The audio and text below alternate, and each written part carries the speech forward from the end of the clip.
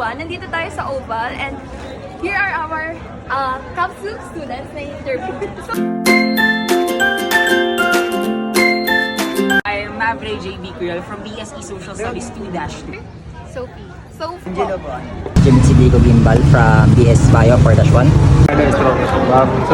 Miss Josephine Joy De Luna. You can call me Joy po. Joy From BSFT 4-1. Althea po. Matthew pa. Angelo. So much. Facebook tsaka TikTok. Facebook, TikTok, tsaka Messenger. Facebook, Messenger, tsaka Instagram. Messenger po and TikTok. Instagram. Siguro Facebook and TikTok.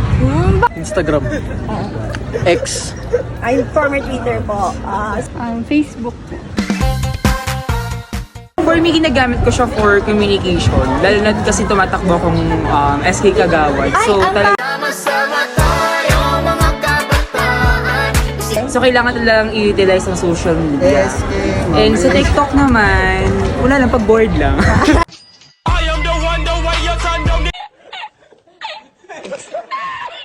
lang. Mabilis kang ma-bored, oo. TikTok kasi, syempre for entertainment, mostly nagko-contain siya ng mga yung funny videos, gano'n. Facebook naman, hindi siguro Facebook, Messenger pala. Syempre to communicate with my classmates, family, gano'n. Communication, tapos mas marami po kasing active dun sa tatlong platforms nila. Kasi mas maganda yung quality ng features nila. Tsaka yung content ng content creators nila is mas maganda yung quality. Messenger and Facebook. Facebook unang-una for entertainment.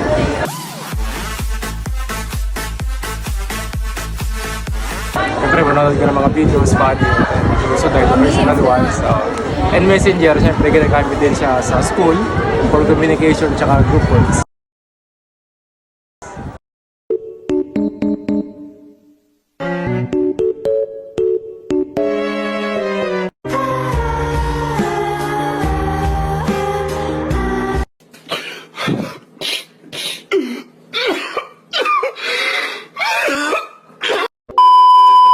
Kasi yun po yung common din na ginagamit ng friends and relatives ko po.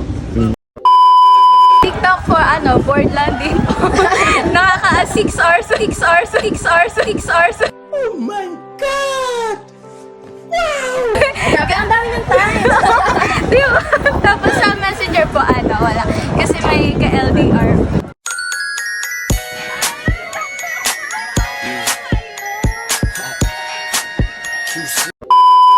Instagram ang ginagamit ko kasi mahilig ako mag-stories. Unang araw pa lang minahal na kita.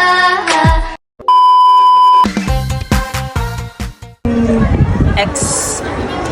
Former Twitter. Yes, kasi kasi nabalitaan ko kasi na gagawin na siyang monetary ni Elon Musk. Elon Musk.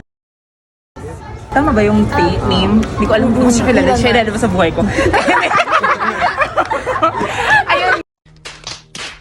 Nga, kasi dati ng Twitter pa siya, hindi siya ginagawang monetary, talagang For Twitter lang. kung doon nag-rant yung mga kung sino-sino, 'di ba? May mga discussion doon na magaganda talaga and meron din ng mga hindi, pero relevant siya sa sa mga social issues na nangyayari sa atin. So kung gagawin mo siya monetary, papangit na siya. So Siguro Facebook. Why? Kasi, syempre, sa, siguro sa, natin ngayon, sa generation natin ngayon, parang kalat na kalat yung misinformation. Yung mga Fake news. Fake news, Oo. yun. So, siguro, mas maganda na tanggalin na lang yung Facebook para ma-filter yung pagkalat ng fake news. threads po. Kasi po may Twitter naman po eh. Then bakit po magte-threads? Parang yun. Pointless. Yes po.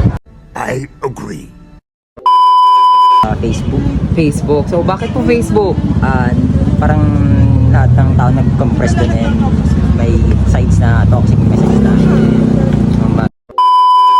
Wala naman. Ang siguro na lang ang gawin is yung paraan ng paggamit ng bawat social media kasi napaka-importante ng responsible na paggamit. Sabi nga, drink responsibly. Yung Twitter or yung X na tawag na ngayon. Kasi parang hindi na siya tulad nung dating Twitter kasi. Threads din po kasi wala, mas feel ko lang yung OG ng Twitter. Kaso nga ayun nga, nagbago na rin yung Twitter ngayon and parang mas feel ko lang sa Twitter kasi sa Threads. Ayun. Para saan po yung wala? Wala. Why? Why po wala? Kasi wala lang. Gusto ko lahat ng yun, ng social media. Doon ako nag-enjoy, naglilibang. Okay lang sa akin. Top, kasi masyadong na yung mga content doon. Medyo hindi na-appropriate sa mga bata o kaya maraming misinformation na napapanood.